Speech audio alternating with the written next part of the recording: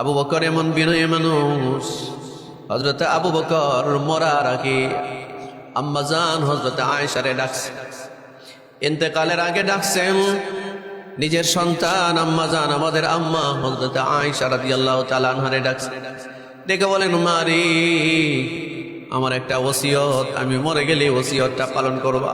মনোযোগ আছে নাকি আপনাদের এদিকে? মনোযোগ আছে নাকি? হযরত আবু বকর তার মেয়েরে বলতেছেন, আরে মা মরে গেলে আমার এই ওসিয়তটা পালন করবা। আব্বা কি ওসিয়ত? হযরত আবু বকর বলেন মা আমার কাছে অনেক কিছু নাই, এই যে আমার জুব্বাটা গায়ে দেখো, আমি মরে গেলে আমার কাফন কেনার টাকাটা কিন্তু নাই, নতুন কাফন কিনবা এটা কিন্তু আমার কাছে নাই, আমি চাইও না নতুন কাফনের কাপড় কিনে আমারে দাফন করো। মারি আমি মরে গেলে আমার এই পরনের জুব্বাটা একটু ধোয়া নিও, আমার এই জুব্বাটা ধোয়া পরিষ্কার করে আমার গায়ের জুব্বা দিয়া আমারে কাফন কইরা দিও, এটা দিয়ে আমারে কাফন বানায়া দিও। আম্মা জান হযরতে আয়েশা রাদিয়াল্লাহু তাআলা আনহা বলেন, আম্মা এই উম্মতের শ্রেষ্ঠ মহামানব আপনি, আপনার জন্য কি কাফনের কাপড় দুনিয়ায় নাই? নতুন কাফনের কাপড় কি আমরা মিলাতে পারবো না? হযরত আবু বকর বলেন মা পারবা, একবার না 1000 বার পারবা, কিন্তু আমার কাছে কি মনে হয় জানো নি মা, নতুন কাপড় তো জীবিত মানুষের জন্য শোভা পায়, মরা মানুষের জন্য নতুন কাপড় পরার শোভা পায় না। দুনিয়ায় যারা জীবিত আছে এই নতুন কাপড় তো তারা পরবে, আর আমি আবু বকর তো মরেই গেছি, আমার আর নতুন কাপড় দিয়া সাজায়া লাভ কি? আমার পরনের যে জুব্বাটা আছে এটা ধোয়া পরিষ্কার করে কাফন দিয়ে দিও। ওমরে ডাকছে, ওমর মইরা গেলে লাশটা নিয়া নবীর রওজায়ে আতহারের সামনে যাও, নবীর সালাম দিও। সারা জীবন আমি আবু বকর তো নবীর পাশেই ছিলাম, আমি মক্কার এক ধনবান ব্যবসায়ী ছিলাম, নবীর জন্য তো সব ছাড়ছি, দিন ইসলামের জন্য আমি সব ছেড়েছি, নবীর পাশে শুইতে বড় মনে চায়, একটু মৃতদেহটা নিয়ে জানাজা পড়ায়া নবীদের কাছে নিয়ে যাও, নবীর সালাম দিও আর বলবা ইয়া রাসূলুল্লাহ আবু বকর আপনার পাশে শুইতে চায়। রওজায়ে আতহারের ভিতর থেকে যদি আওয়াজ আসে, যদি অনুমতি প্রাপ্ত হও তো আমারে নবীর পাশে শোয়া দিও, নবীর পাশে আমারে দাফন করে দিও। রওজায়ে আতহারের ভিতর থেকে নবীর পক্ষ থেকে যদি কোনো অনুমতি না আসে, আবু বকর ও আব্দুর রহমান ইবনে আবু বকর শুনো তো, আমার জানাজা পড়ায়া তোমরা মদিনার যেখানে মনে চায় সেখানে আমারে দাফন করে দিও। আমি আবু বকরের ওই রকম আর কোনো মর্যাদা নাই। আবু বকরের ওসিয়ত মোতাবিক ইন্তেকালের পর সে আবু বকরের ওসিয়ত অনুযায়ী তার পুরাতন জুব্বা দিয়া কাফন পরায়া জানাজা পড়ায়া হযরত ওমর, হযরত আব্দুর রহমান ইবনে আবু বকর, হযরত উসমান, হযরত আলী, হযরত আবু বকরের লাশটা কাঁধে নিয়া নবীর রওজায়ে আতহারের সামনে গিয়েছেন, গিয়া নবীর সালাম দেয়, আসসালাতু ওয়াসসালামু আলাইকা ইয়া রাসূলুল্লাহ। ওগো আল্লাহর নবী, আপনার হাবিব, আপনার বন্ধু, আপনার খলিল আবু বকর ইন্তেকাল করছে। আবু বকরের ওসিয়ত ছিল আপনার পাশে ঘুমাইবার, যদি আপনি অনুমতি দেন আপনার পাশে আবু বকরকে শোয়ানো হবে।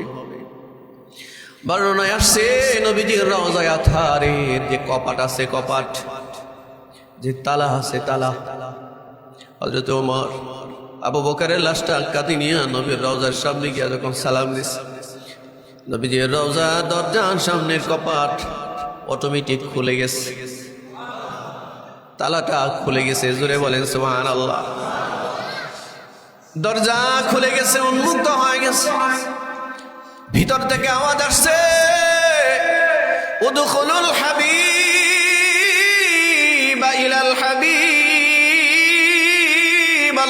একবার বলেন। এ আমার বন্ধুরে আমার পাশে শুয়ায়া দাও, প্রবেশ করা আমার রওজা থারের ভিতরে। যে আবু বকরের ব্যাপারে নবী বলেন, আমার আবু বকর জান্নাতের 8টা দরজা ডাকবে হাসরের মাঠে। প্রত্যেকটা দরজা থেকে আবু বকরকে ডাকতে থাকবে। আমার আবু বকর জান্নাতে পা রাখার আগ পর্যন্ত একটা উম্মতও জান্নাতে পা রাখতে পারবে না।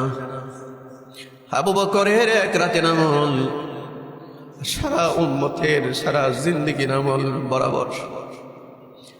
আবু বকর বলেন, মা রে, মইরা গেলে পুরান কাপড় দিয়াই আমার জব্বাটা দিয়াই দাফন করে দিও, আমার এই কাফন পড়াইয়া দিও। কি এমন দাম আছে আমার? নতুন কাপড় তো জীবিত মানুষদেরকে মানায়, মরা মানুষের নতুন কাপড় লাগে না। কি বিনয় আবু বকরের, কি বিনয় আবু বকরের। এই জন্য আবু বকর খলিফাতুল মুসলিমিন হওয়ার পরেও মদিনার এক অন্ধনারী, এক বিধবা মহিলা, বৃদ্ধা মহিলা চলতে ফিরতে পারে না। স্বামী সন্তান জিহাদের ময়দানে শহীদ হয়ে গেছে, লালন পালনের কেউ নাই। এই মহিলার কাপড় চোপড় ধুয়ে দেওয়ার কেউ নাই, এই মহিলার রুটি বানিয়ে দেওয়ার কেউ নাই, বাড়ি ঘর ঝাড়ু দেওয়ার কেউ নাই।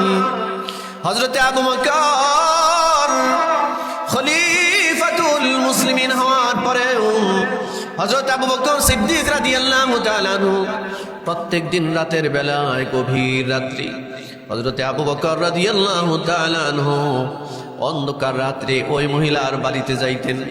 হযরত ওমর খেয়াল করলেন, শেষ রাত্রে আবু বকর যেন কোথায় যায়, শেষ রাত্রে আবু বকর যেন কোথায় যায়, শেষ রাত্রে আবু বকর যেন কোথায় যায়।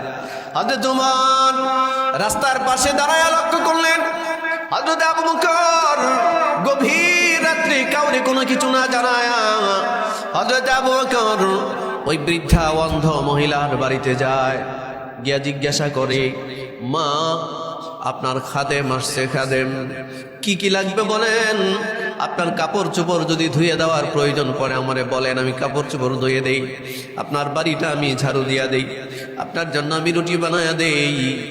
এভাবে প্রতিদিন আবু বকর বৃদ্ধা মহিলার খেদমত করে ফিরে আসে। আবু বকরের রাস্তার পাশে ওমর দাঁড়ায় গেছে। হযরত ওমর ডাক দিয়ে বলেন, আবু বকর, ইয়া আমিরুল মুমিনিন, একটু দাঁড়ান।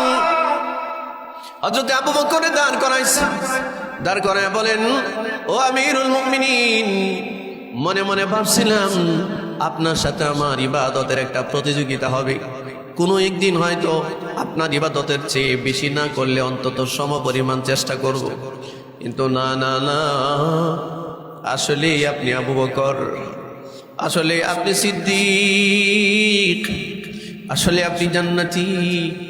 ও আবু বকর, কি এমন আমলের প্রয়োজন আছে?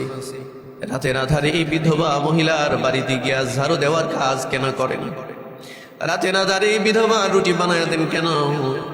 আবু বকর ডাক দিয়া বলে, ওমর, কি আমল আছে আমার তো জানা নাই, ভয় হয় ময়দানে মাহশরে যদি আমারে আল্লাহ জিজ্ঞাসা করে কি নিয়ে আসছো আবু বকর, জগৎবাসী জানে আমার এই আমল আছে, সেই আমল আছে, সেই আমল আছে, কিন্তু আরশের মালিক যদি সব আমল বরবাদ করে দেয়, আমি কোথায় গিয়া দাঁড়াবো, কি হবে আমার হালত? এই জন্য গোপন কিছু আমল করি যেটা কেউ জানে না, জানে ফেলাইলা। এই জন্য বলা হয়েছে, হাল্লাকা সিররুন ইনদাল্লাহ, কিছু কিছু নেক আমল এমন আছে যেটা আল্লাহ ছাড়া কাউরে জানানোর দরকার নাই। বলেন, আবু বকরের মতো মানুষ বিধবা মহিলার কাপড় ধুয়া দেয়, বাড়ি ঘর ঝাড়ু দিয়ে দেয়, রুটি বানায়া দেয়,